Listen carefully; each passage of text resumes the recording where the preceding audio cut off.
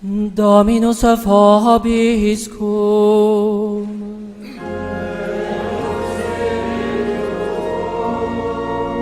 Sequentia sancti Evangelii secundum Lucam.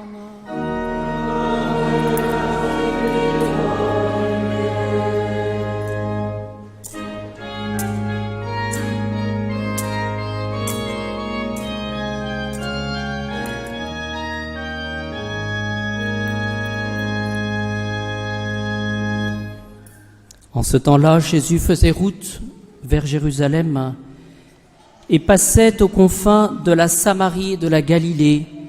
Comme il entrait dans un village, 10 lépreux vinrent à sa rencontre. Ils s'arrêtèrent à distance, puis, élevant la voix, ils dirent « Jésus, Maître, aie pitié de nous ». Voyant cela, il leur dit « Allez vous montrer aux prêtres ». Et il advint, pendant qu'ils y allaient, qu'ils furent purifiés. L'un d'eux, se voyant guéri, revint sur ses pas en glorifiant Dieu à pleine voix, et il tomba la face contre terre aux pieds de Jésus en lui rendant grâce. Or, c'était un Samaritain. Prenant la parole, Jésus dit « Est-ce que les 10 n'ont pas été purifiés? Les 9 autres, où sont-ils » Il ne s'est trouvé pour revenir et rendre gloire à Dieu que cet étranger. Et il lui dit « Relève-toi, va, ta foi t'a sauvé. »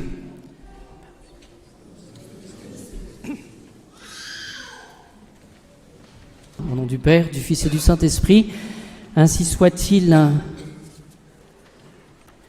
Ces 10 lépreux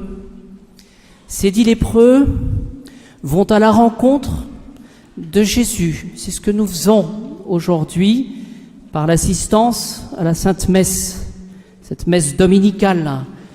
Nous venons à la rencontre de Jésus. Et ce que nous voyons aussi, c'est que ces 10 lépreux sont exclus de par leur maladie.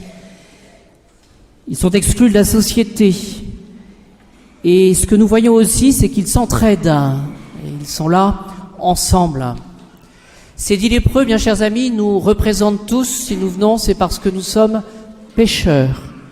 Voilà. Et dans cette réalité du péché, souvent, nous pensons aux autres.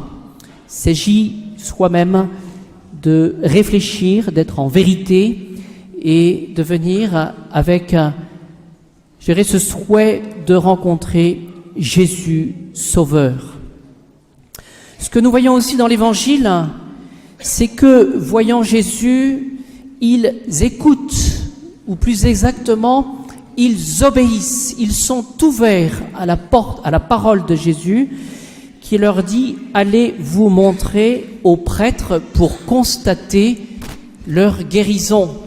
Or, nous le voyons, ils sont malades, mais ce qu'ils font, c'est qu'ils obéissent. Et ils se mettent en chemin, justement, malades, pour aller faire constater leur guérison. C'est-à-dire que finalement, ce que nous comprenons, c'est qu'ils ont la foi dans la parole du Christ. C'est ce que nous voyons dans ce verset. Et il advint, pendant qu'ils y allaient, qu'ils furent purifiés. Et essayons de demander, nous aussi, dans un acte de foi, au Seigneur Jésus, en dépit de nos difficultés, en dépit des combats que nous avons à mener, de ces objectifs que nous avons à fixer en ce début d'année scolaire, bien de poser un acte de foi. Seigneur Jésus, j'ai besoin de vous, j'ai besoin de votre guérison, j'ai besoin de ces objectifs pour pouvoir avancer, et je sais, Seigneur, que c'est vous qui ferez le travail, bien sûr, avec ma décision d'avancer, de ne pas attendre, de ne pas remettre au lendemain. Ce que nous voyons aussi, c'est que l'un d'entre eux, un Samaritain, eh bien, va dans une prière et dans des cris de joie, va manifester sa reconnaissance. Voyez. Et Jésus va poser cette question, mais où sont les 9 autres? Voyez, cette reconnaissance. Alors, qu'est-ce qui va distinguer ce Samaritain? C'est qu'il n'a pas la loi dans sa plénitude. Lui-même a moins de lumière que les autres, qui pensent peut-être être justifiés. Et c'est ça qui est intéressant, qui considère que finalement la guérison, c'est quelque chose de normal parce qu'on a prié, parce qu'on a demandé à Jésus. Oui, je crois que nous pouvons nous arrêter à cet aspect de la gratuité de la grâce. Oui, cette gratuité, cette efficacité aussi de la grâce, d'une certaine manière, avec nos bonnes dispositions, mais sans nos mérites à nous. Vous voyez, ce qui va ralentir finalement, ce qui va finalement rendre ingrat ces lépreux, ces 9 lépreux, c'est que finalement, ils considéraient certainement que cette guérison, c'était quelque chose de juste, quelque chose de normal. Vous voyez, il y a cette plénitude de confiance dans l'œuvre du Christ Jésus. Vous voyez, dans ces premiers pas que nous faisons en ce début d'année, posons un acte de foi. Alors dans cet évangile, ce que nous voyons, c'est la tristesse de Jésus devant l'ingratitude de son peuple. L'ingratitude, c'est le manque de reconnaissance. Seigneur, ce que j'ai, c'est normal. C'est pas un don, c'est normal. Ce que nous voyons aussi, c'est cet adage qui est donné par le Christ lui-même, les premiers seront les derniers. Et donc, attention de ne pas considérer finalement que nous sommes les premiers. Et ce que le Seigneur nous donne, eh bien, c'est parce qu'il nous aime. Ce que nous voyons aussi, c'est que Jésus dit « ta foi t'a sauvé ». Et ce que nous voyons par cette affirmation « ta foi t'a sauvé », c'est qu'il y a nos dispositions, oui, c'est le point de départ, mais celui qui opère la conversion dans notre cœur, c'est Jésus. Et donc le vœu que nous pouvons formuler en ce début d'année, alors que vous êtes ici présents pour cette messe dominicale, c'est d'aller jusqu'au bout. Vous voyez, la tentation que nous avons finalement, c'est certainement de nous arrêter en chemin, de considérer que les choses sont acquises. Humblement, nous pouvons demander au Seigneur ce qui nous a empêchés l'an passé d'être saints, ces choses que nous n'avons pas réussies, ces choses difficiles, ces pierres d'achoppement finalement qui font que nous butons sur un point qui est difficile, qui demande plus de générosité, et demandons au Seigneur de poser cet acte de foi. Oui, il s'agit pour nous de conclure, il s'agit d'avancer, il s'agit de terminer ce qui a été inauguré en nous, spécialement le jour de notre baptême. Et cela, bien chers amis, c'est le rôle de notre paroisse. Nous avons l'ambition, avec mes confrères, de pouvoir vous apporter, non pas de nous-mêmes, nous sommes les instruments de la providence, mais de vous apporter l'essentiel, c'est-à-dire le Christ Jésus. Que nous ayons tous un esprit de prière. Et cela, d'une certaine manière, ça se décrète. Il y a des moments pour prier. C'est le catéchisme qui l'enseigne. Et donc, de redonner cette priorité, justement, au choix que nous faisons par rapport à la prière. Et demandons cela au Seigneur. Ce que nous avons comme ambition aussi, c'est d'être présents pour vous apporter la parole de Dieu, l'enseignement, d'être éclairés, de travailler donc. Nous essaierons de le faire avec beaucoup de simplicité et d'efficacité. Nous prions chaque jour pour le Seigneur. Et ce que nous avons comme ambition, bien évidemment, c'est de vous donner le trésor de l'Église. Et ce trésor de l'Église, c'est l'essentiel. C'est quoi ? Eh bien, ce sont les sacrements, la confession, l'Eucharistie, la messe, les baptêmes, le sacrement des malades, d'opérer et d'agir avec ce que l'Église nous donne comme trésor.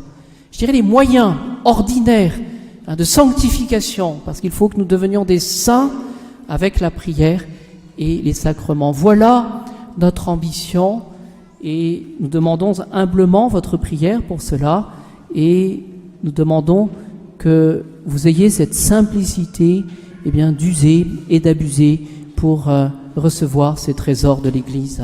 Ma conclusion, je l'ai trouvée dans le bréviaire, c'était hier, alors que nous fêtions Saint Grégoire le Grand, pape et docteur de l'Église. Nous nous retrouvons en 590, il a régné sur l'Église pendant 14 ans et dans le bréviaire, donc l'office des lectures, des matines, il y avait une citation et un commentaire du prophète Ézéchiel. Je cite : « Fils d'homme, je fais de toi un guetteur pour la maison d'Israël. Et j'ai trouvé intéressant de vous dire un mot sur cette situation du guetteur, celui qui veille, celui qui guette, celui qui... Parce que ce que nous recevons, bien chers amis, nous aurons la mission de le transmettre. C'est votre rôle, vous, parents. Transmission de la foi. Transmission aussi de l'éducation. Transmission de notre enthousiasme, de la foi avec le bon Dieu. Fils d'homme, je fais de toi un guetteur pour la maison d'Israël. Et le commentaire que nous avons dans le bréviaire, c'est de dire que le Seigneur, il nous envoie, chacun de nous, pour prêcher.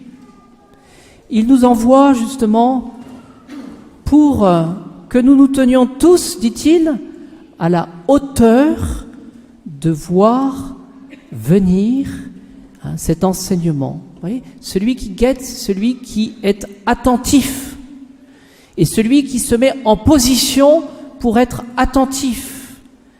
Un homme qui reçoit le poste de guetteur, dit-il, doit se tenir sur la hauteur par sa vie, afin de pouvoir rendre service par sa vigilance.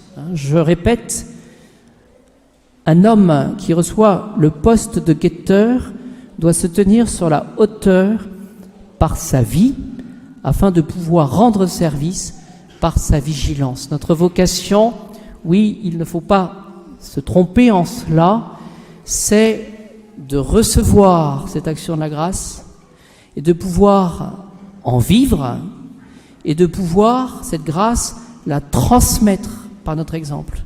Et l'enjeu de cette disposition de guetteur, c'est que beaucoup n'entendent plus parler du Christ.